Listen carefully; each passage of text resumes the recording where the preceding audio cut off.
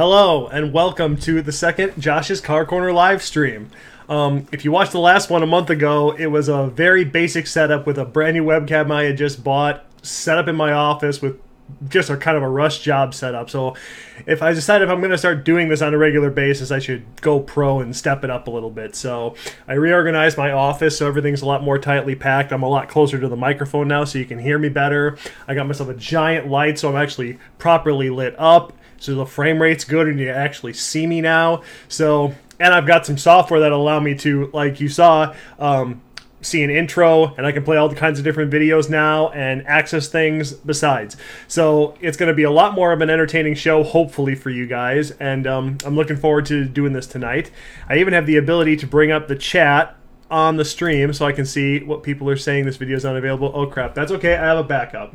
I've got the dashboard right here, so as soon as anybody says something, I can respond to it. So what I wanted to start with tonight is a story that came up over all the Facebook groups last week. There's a guy in Illinois, and he has a GTO, and he got caught by the police speeding and got arrested. I'm just going to bring up the story here so you all can see it right here. So this is one of the new cool features of the show. So he got arrested for going 153 miles per hour, and if you scroll down the story, he was going... Oh, that was too fast, sorry. He was going 153 and a 60. So he was on a 2-lane highway because you wouldn't have a 60-mile-an-hour speed limit on a divided 4-lane. That's the guy, Alexander Kemp. Some people on the Facebook groups actually figured out who he was before it actually got released by the police. But here's the interesting part. He got clocked by a cop going the other way, and he turned around, and the cop chased him down, and he pulled over and stopped. He still got arrested.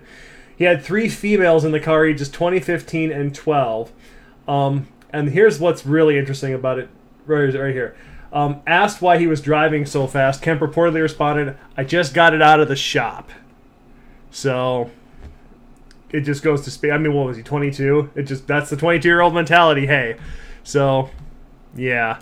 You know, I mean, and we've all either wanted to do something like that in our car or we've done something like that in our car, but probably not the way he did it.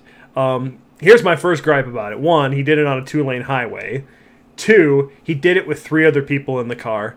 3 other people in the car. 2 of them are minors. That's where I have a problem with it, because if you want to go seek a thrill on your own in your own car, and you're doing it in an environment where the only person you're going to kill is yourself if you get it wrong, I'm okay with that. But when you've got other people in the car and they aren't of legal age to make a rational decision to be there and take that risk, I got a problem with that. That was a bad thing the guy did. He's notorious about it now because he did it in a GTO, but that's not cool. And I would never recommend that you take your friends on a joyride and go that fast. Not unless they're fully aware to accept the risk if something goes wrong, because things can go wrong. And at that speed, when they go wrong permanently, and nobody wants that. So I'm just going to check one thing here quick. Next thing I'm going to do is bring up a story. Here's another thing that came out about a month ago. Everybody heard this crazy story, and I thought it was fake at first when I heard it, that Ford was going to stop selling all their cars in the United States, except for the Mustang and a version of the Focus that they're going to make like a crossover version. So it's going to be kind of like what's an Equinox, about that same size. I thought it was BS. Turns out it's a real story. It's been confirmed by multiple sources now. Multiple people from Ford have talked about it. They're going to stop selling every car in North America apart from the Mustang and this Focus active crossover. They're actually killing off most of the cars next year, at least according to them. It's going to be, the Taurus is going to end in March, the Fiesta is going to end in May. All these cars are going to be disappearing, and they're basically going to be handing over the market to GM and all the import manufacturers for cars, and all they're going to do is trucks. So then, in a way, they're going to kind of be competing with Dodge or Ram and Jeep. Not Dodge. Ram is the truck division, and then Jeep makes the sport utes. That's who their direct competition in the States is going to be now. I'm not sure what that business model is, especially if like me, you've noticed that gas has gone over $3 a gallon again. It just hit 3.05 here today. First time over $3 since I've been here. And it was just 2.25 back in January. So it's rising at quite a rate. And I don't think it's going to slow down anytime soon. So this might be a bad call on their part. But the thing is, it can easily be undone because they haven't done anything yet.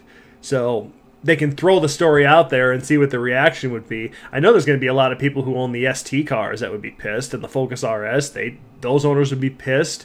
They were going to make, I think they were going to do a hot version of the Fiesta RS, bring that over. That obviously that won't happen now. So I don't know. I mean, they could bring it back. They could not go through with this plan if gas goes high enough, but that's kind of ballsy to just say we're not going to make any cars anymore except the Mustang and one version of the Focus. That's a bold move. I don't know if it'll pay off if they actually go through with it. We guess we'll see what happens. I mean, good news is if it doesn't pay off for them, they'll hand a ton of business to GM, my company, so that'll be cool. I don't mind seeing a lot more GM cars on the road, especially the new Cruze, the wagons. If you've seen the new Sport Wagon, that's a really cool looking car. So I'm excited by that. So let's see. What else was I going to bring up? I have a little notepad going of all the things I wanted to talk about. Oh, yeah. So one of the things I want to start doing in these live streams is I want to bring up different events that are going to be hosted that you could attend with your car and meet some fantastic people who also own Holdens. And the big one that's happening out here, and this is going to be in October, is called Holden Run 2018. And I'm going to bring it up right now. Let's see. It's this one right here. Yeah. So it used to be called Goat Run. If you live out here and you're from the Southwest, they changed the name of it this year because they're going to start including all the Holden cars. So it's going to be GTOs, G8s, and now the SSs are welcome to come too. And if you didn't know, over the 4 years they sold the SS, they actually did import around 12,000, people are figuring, because it was about 3,000 a year, so it's somewhere around 11, 12,000. So there are as many of those out there as there are G8 GTs and GXPs in good order anymore. There's probably more GTOs at this point. I used to say there was 25,000 left. It might be 20,000 left. So anyway, I'm just going to bring up the browser so you can see it.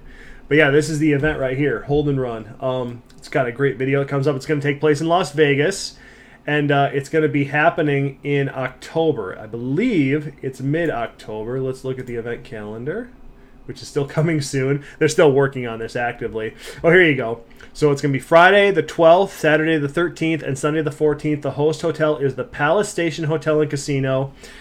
And in previous years, the kind of events they've done is a car show, obviously. They do cruises. They go to the Las Vegas Strip and drag race. I think they have a dyno set up in previous years. And chances are they're going to do all that again this year. If you want to get in touch with the guy who's organizing the whole thing, his contact information, you can just send him an email if you want to know more. But those are the kind of events that are going to be happening. And I've never gone, despite having lived here for 2 or 3 years. I've never gone to it, even though it's in Vegas. But this year, I'm going to go for the first time. So I'm going to be checking it out, and I can't wait to check it out. It looks like a pretty cool event. They ought to get triple digits of turnout because they're getting everybody from California. There's a big contingent from Arizona that's going to be going. We're going to convoy up, and you'll probably get neighboring states, Nevada, Utah, maybe Oregon. So it's going to be a good turnout. And if you've ever driven in the Southwest, it's a phenomenal drive too. So even if you were, I'd say if you were coming away from as far as Kansas or Nebraska, Colorado, Texas, it's a good drive. And I just looking at everything that's going on, it looks like it's going to be a good event. Oh, and I just see on the video here, exhaust competition. You got a loud exhaust, you got those pipes, you might win something at the exhaust competition. So, and it's in Vegas, which is a little chintzy, but hey, it is kind of the epicenter for motorsport, a drag strip, road course, great driving roads. So cool place to do it. So I'm excited, and I'm looking forward to that. The other event I want to talk about is happening back up in Wisconsin, and I've covered this a couple of times, the Pontiac Adventures. They're going to do it again for the 5th year up at Chula Vista Resort in Wisconsin Dells. So I just want to bring that one up for everyone to see as well. In case you're in the Midwest, and in case you've never heard about it, or you're looking for something to go do with your Holden that's like within 500 miles, this is a great event. Great guys. And the big thing about the Pontiac Adventures is the driving tours. They do tons of different driving tours all over the place in southern Wisconsin, which has, you might be surprised to find out, has some phenomenal driving roads. In southwestern Wisconsin, what's known as the Driftless area, lots of hills and valleys and twists and turns, and really good time. And there's a lot of guys, a big contingent from the Chicago Holding Connection comes up for this event. So you should check this one out too if you're in the Midwest. I've hosted a bunch of tours here. In fact, videos of my tours is on here. There's even a video of me talking about the event from last year. So, you know, I've just I do my part because it's my best friend Joe Morgan who's part organizer of this. And he's the one who did the Gone events back in the day, which was the original getting together of all of the holding cars. And this event might not exist if it weren't for his diligence back then, trying to get everybody together. So I got to give props to that. So what else did I have listed here? Oh, yeah. So another thing I wanted to say tonight is for the guys, if you have any questions, obviously I want to answer your questions too. But I wanted to focus on maybe some products you didn't know about that are available for the GTO that you could be getting. So one of the things I wanted to bring up was this radio right here. I'm going to bring this up. This is a radio that comes out of Australia that a company called, I want to say it's Dig Options, has started making for the GTO. It is a direct replacement for it, the factory radio, and the thing that's cool about it is it's supposedly plug and play. Like, it plugs in and the steering wheel controls work and the speakers work and the factory amp works and everything works, but it's a modern radio that you can add all kinds of different attachments to and set up the way you want it. So what's going to happen here is you can go down and look at all the different adapters and boosters. Their website's set up kind of weird. It doesn't break out things the way you would expect, but this basically breaks out all the different features it's got. Street navigation, although that's predominantly set up for Australia, so I think you'd use your phone through Android Auto, and it runs an Android operating system, so that shouldn't be a problem.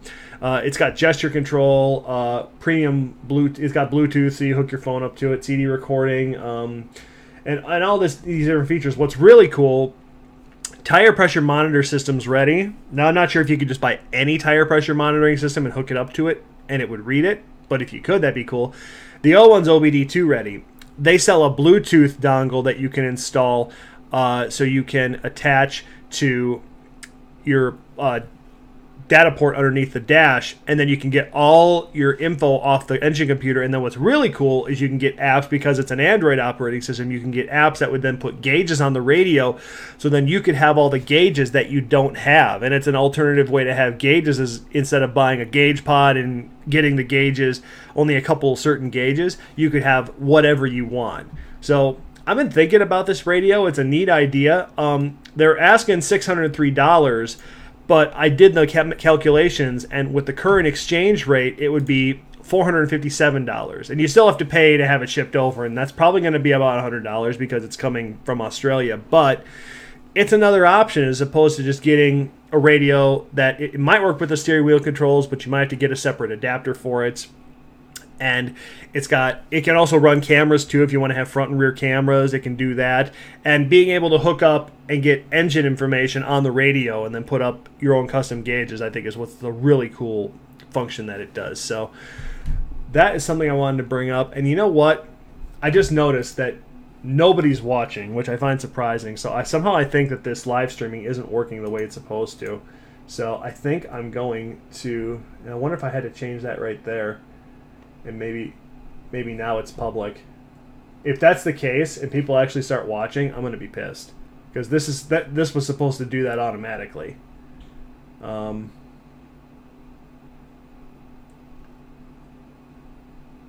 Yeah, people should be. I don't understand why nobody's watching. Somehow this isn't working. Somehow people must not know. I might just have to start a new live stream and see if people actually start watching. So